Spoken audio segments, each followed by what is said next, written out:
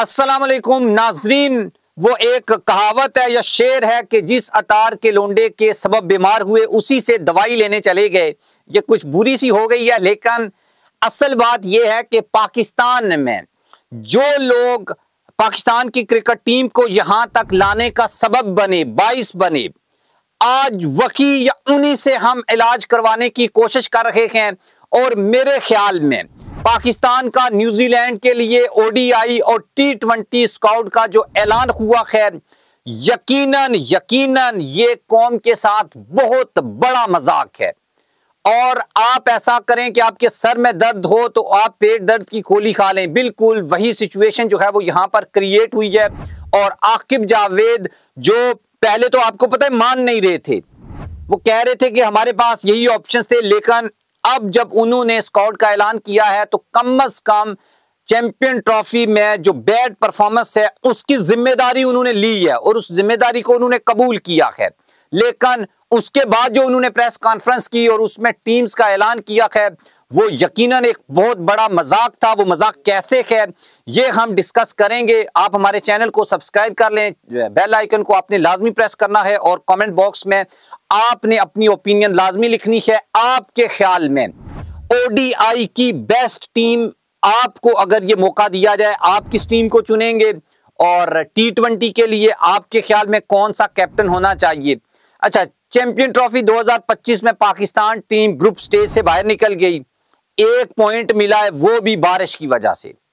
बाकी पाकिस्तान टीम की परफॉर्मेंस कुछ अच्छी नहीं रही थी, लेकिन T20 का जो स्क्वाड है उसमें से रिजवान को ड्रॉप किया गया है और बाबर आजम को ड्रॉप किया गया है और उनको कप्तानी से भी हटा दिया गया है। सिंपल सा फार्मूला है कि ओडीआई फॉर्मेट में चैंपियन ट्रॉफी हुई है, तो रिजवान को अगर उतारना था या रिजवान की कप्तानी आपको पसंद नहीं थी, या तो आप बोलते यार इसको कप्तानी नहीं आती, इसको दोनों फॉर्मेट से हटा देते हैं, या फिर अगर हटाना भी था तो आप उनको ओडीआई से हटाते।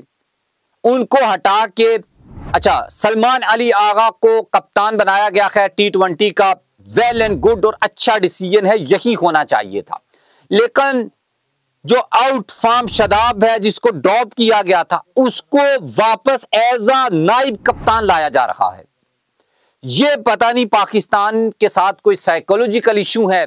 हमारे यहां पर ऐसा होता है कि किसी सीनियर खिलाड़ी को परफॉर्मेंस की वजह से ड्रॉप किया जाता है और वापस उसको एज अ नाइब कैप्टन और some time as a captain जो है वो वापस टीम में लाया जाता है, ताकि उसका 1 साल 2 साल उसकी जगह जो है वो पक्की हो जाए।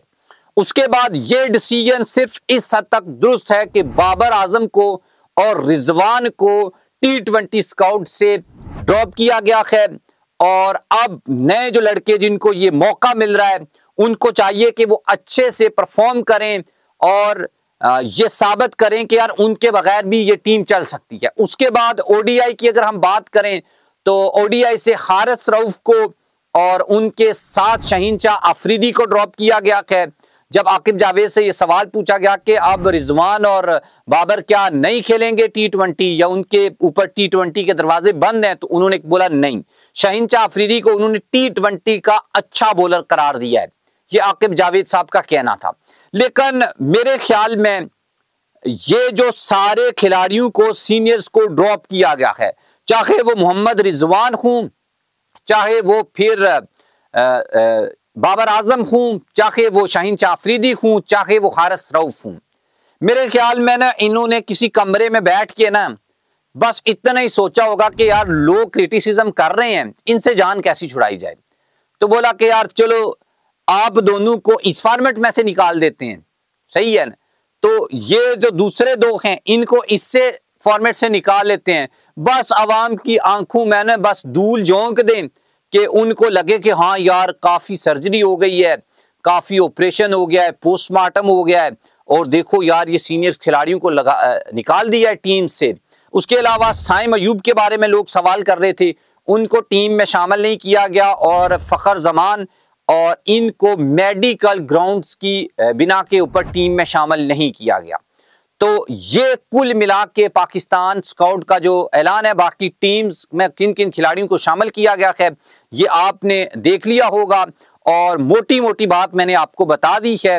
इसके ऊपर भी एक बात डिस्कशन में जारी है कि नए लड़कों को न्यूजीलैंड भेजा जा रहा है, ये वहां पर परफॉर्म नहीं करेंगे तो फिर ये सोशल मीडिया के ऊपर कैंपेन्स चलाई जाएंगी कि यार बाबर के बगैर गुजारा नहीं है, उसके साथ साथ जो है वो रिजवान के साथ गुजारा नहीं है, तो इनको वापस लाया जाए और वो वाला जो एक निज़ाम है वो दोबारा बैलेंस हो जाएगा। और इस चीज को लेकर आपकी अपनी ओपिनियन क्या है, और जिन खिलाड़ियों को ड्रॉप किया गया है या जिन नए खिलाड़ी जितने भी आए हैं उन सभी को अप्रिशिएट करना पड़ेगा, और उन्होंने अपनी परफॉर्मेंस दी है और आगे उनके पास भी ये मौका है कि वो एक बात ये दुरुस्त साबित कर सकते हैं कि हम इन सीनियर्स जो हैं इनको रिप्लेस करने की पूरी पूरी सलाहियत रखते हैं, क्योंकि अगर इनको ड्रॉप करना है तो इससे अच्छे। आकिब जावेद ने एक और बात भी किया कि T20 फॉर्मेट को लेकर हम एक अलग माइंडसेट के साथ आना चाहते हैं, शायद उसी वजह से बाबर और रिजवान जो हैं उनको ड्रॉप किया गया है। लेकिन अभी अगर जिस तरीके की इंटेंशन हमें नजर आती है पीसीबी की, उनके ऑफिशियल्स की, हेड कोच की, उससे यही लगता है कि इन्होंने इन्हीं सब के साथ चलना है। लेकिन फिलहाल आवाम के गुस्से को देखते हुए ये इस तरह के कुछ जो है वो बेहंगम से, या आप ये कह लें कि इलॉजिकल कुछ फैसले लिए गए हैं।